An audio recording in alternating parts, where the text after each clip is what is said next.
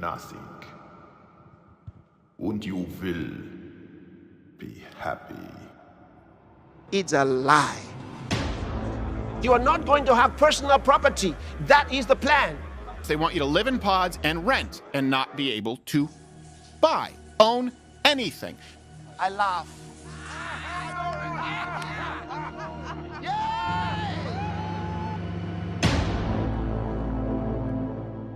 On the trail of the COVID pandemic, the world was awakened to a tidal wave of deceptions, launched forth from the arsenals of its perpetrators, as this became the launch pad from which a carefully concocted dictatorial plot, geared towards the manipulation and total control of mankind and the nation sprung forth.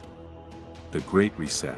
What we want to do in Davos this year in this respect is to push the reset button. He wanted to push the reset button. And just after this talk in 2014, the WEF website was changed with a reset button, making its appearance to the world.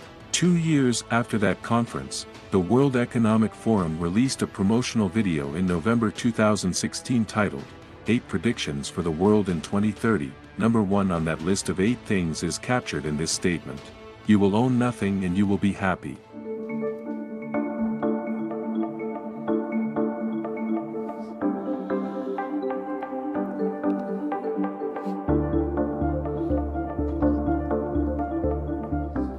Horrible.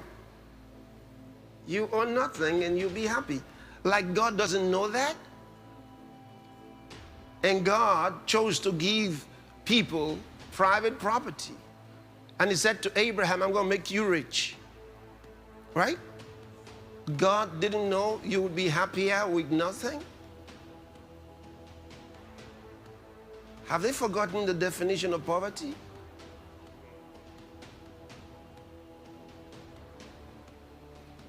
So in one breath, they say that they want everybody to have something, and suddenly they come and tell you, no, we own everything and you hire from us. So everything you're going to use, you hire from them.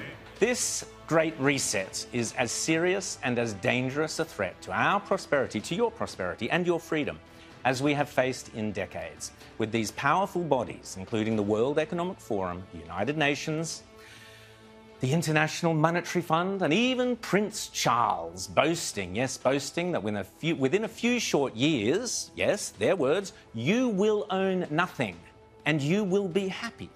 Remember, this is not me saying this is them. Came across this tweet last week and I thought for sure this was photoshopped. This is posted by James Melville. You can see here the tweet, World Economic Forum, welcome to 2030. I own nothing, have no privacy, and life has never been better. Welcome to the year 2030. Welcome to my city, or should I say our city. I don't own anything. I don't own a car. I don't own a house. I don't own any appliances or any clothes. Okay, so this starts off with like, what? You don't own any appliances. You don't own any clothes. You don't have your own house. You don't have your own car. You have nothing. And this is only in a mere 8 years away is what they're kind of predicting. Now, this was, of course, written in 2016, but nonetheless, they're predicting this is coming sooner than later. The World Economic Forum is now looking to reduce ownership of private vehicles. So you can't own a house. You can't own a land. You can't own anything.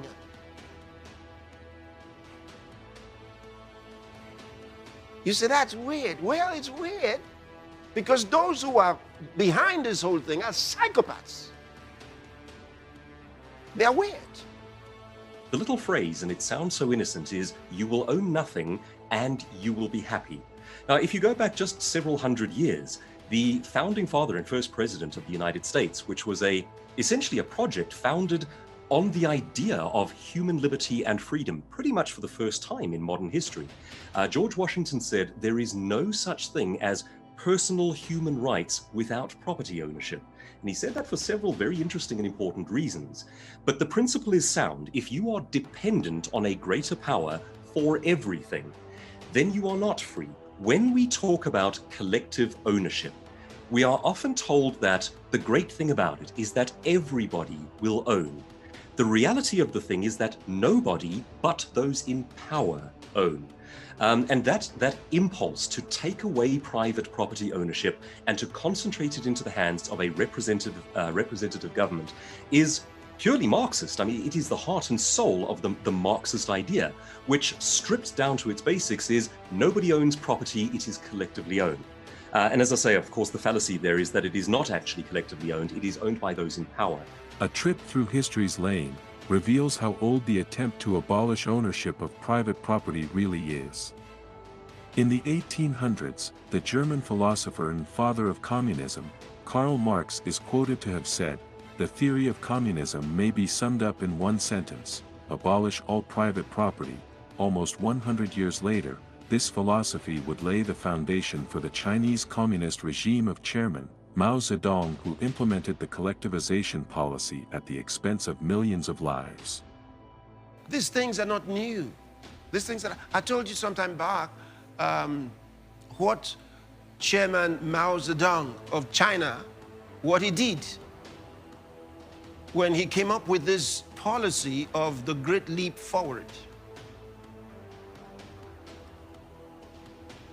It was some kind of economic revolution, like you call it, some form of industrial revolution as well. But it was based on collectivization, okay? And that was to get everybody to give up private property. The Great Leap Forward was Mao's plan to supercharge China's transformation into a communist utopia by collectivizing and industrializing the country at the same time. But within 2 years, all that collectivization and industrialization led to mass starvation. So a lot of people gave up their private property. And of course, it was a very brutal regime. Over 1 million landowners were executed.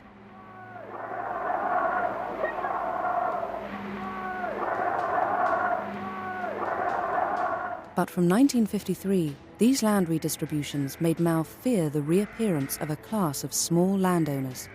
So, on the model of the Soviet kolkhoz, the party persuaded the peasants to combine their plots into collectives of up to 50 families.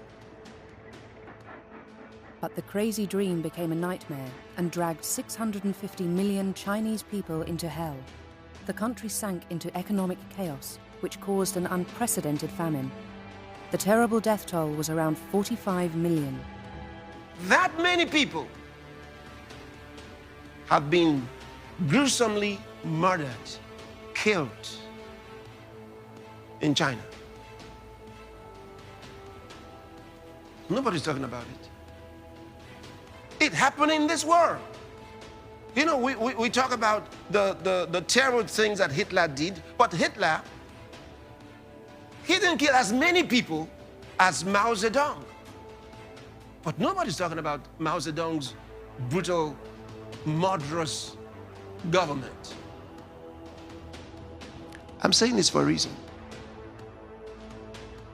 Today's economic globalists are no different because they're admirers of the Chinese model. They love it. It helped to reduce the population by 45 million. And they have a dream to reduce world population. So what are you going to do? You copy the same thing. You centralize property ownership. You dispossess people. And when the people are dispossessed, they got nothing but all they have is to rely on government. And when they rely on government, you decide who gets what. This collectivization collectivist model, adopted in the 1800s and admired by the global economists of the 21st century, is the backbone for several nefarious agendas being promulgated. Dressed up in different titles, the ultimate plan is to dispossess man and concentrate the world's resources in the hands of a few bureaucratic and technocratic overlords. At the heart of Agenda 21, Agenda 2030, Build Back Better, climate change, and the Great Reset is collectivism. As a pioneer of research into plans for global government, G. Edward Griffin explains how collectivism is nothing more than clever marketing to get people to give up their individual rights and for countries to give up their sovereignty to global elites. Collectivism, as you just said in your introduction, is the underlying general ideology that is common to so many of the totalitarian systems of modern times. Communism, fascism, Nazism, all three of those have as their underpinning certain common elements to an ideology that really, they're the only things that you should be looking at.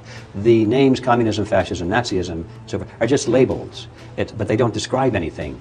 Collectivism is what we're talking about. So what is collectivism? We've been able to identify certain common components. One of them is the idea that the group is more important than the individual, and that the individual, if necessary, must be sacrificed for the greater good of the greater number. In recent times, this horrendous act of dispossession has been effectuated in different nations of the world, as original landowners are being dispossessed of their properties. Farmers are being forced to sell off their lands under strict laws and policies that make it difficult for them to hold on to their privately owned properties. What's going on around the world? You may not even notice what's going on. They're driving away the original owners of lands. They're driving away the farmers, and they use all kinds of methods. They use banners to scare them away and forcibly take their lands. In other occasions, they bring in big money and buy up the properties, okay? And so they're accumulating properties, lands to their friends because the economies are down and people are hungry and now they don't have money. What are they going to do?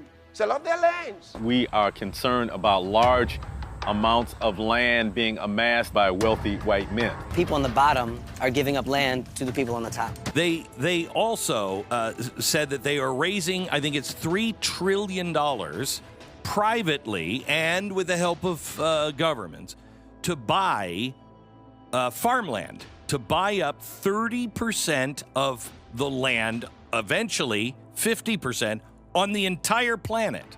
Yeah. And they're talking about 30% by the end of this decade. So they're predicting the end of private property. This is not a coincidence. And by the way, it's not like a cute little Jetson fantasy. It's not Rosie the robot folding your laundry. Like, these are scary things that they're going, oh, this is going to be great for you. This is not great. And so going through all the different things that we've been talking about, ESG, the purchase of land by private individuals, it is scary how much has been purchased by a small group of people. And as you said, the government is now paying to take some of that farmland out of commission. What that does to a nation that was built around ownership, that is a total reversal of the basic foundation of America and most of the Western world now.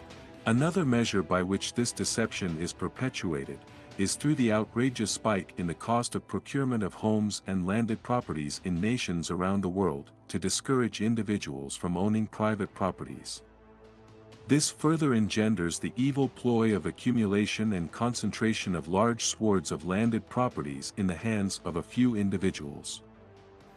In fact, in some particular countries and some states in the United States, it's sad that what's happening is they've raised the bar, making it difficult for individuals to buy property and selling those properties to corporate entities, big corporate entities. So the law is getting more difficult for those who want to buy property by themselves and for themselves, and the friends of those who perpetrated this COVID-19 fiasco are taking up the properties. There are many problems in the modern housing market, But the biggest one for Americans tends to be the price. Prices rose 40% from the start of the pandemic. In the final quarter of 2022, the typical U.S. home sold for a record-shattering $468,000. That's unaffordable for most Americans, leaving them to rent. The housing costs are completely out of line with wages. Some members of Congress believe Wall Street is a part of the problem. What's outrageous is your tax dollars are helping Wall Street buy up single-family homes. You're subsidizing Wall Street. Massive private equity firms like Blackstone and Pradium Partners have backed a relatively new breed of homeowner, the corporation. This growing industry buys or builds single-family homes and then rents them out. We hear from community organizers that are door knocking in certain neighborhoods and are just surprised by how many of the homes on a particular block will be owned by a corporate landlord.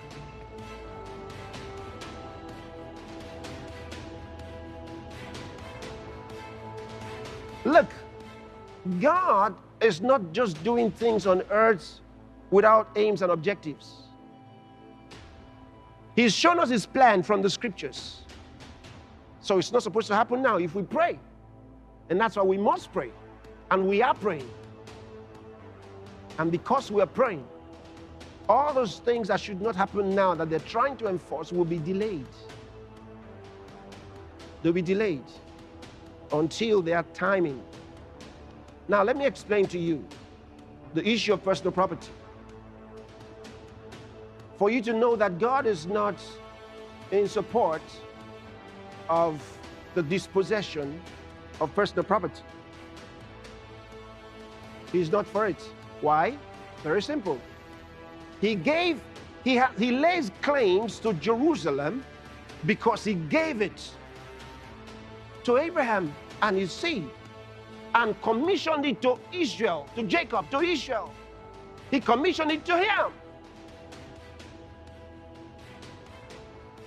That's personal property. And so Jesus comes back, the saints on Jerusalem, and rules the world from there. He sets up his kingdom, his millennial reign from Jerusalem, based on personal property. So that tells you he's not on the same page with them on that. He's not in agreement with them on that. And you have to be smart enough to know where this is going. It's about Satan laying claims to everything.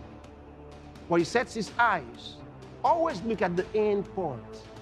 Where is it leading? You can't know by just listening to people. You will know from the scriptures. It's the Bible that will teach you. So all that talk about you're going to have nothing, you're going to own nothing, you're going to be happy, don't worry, it wasn't about you.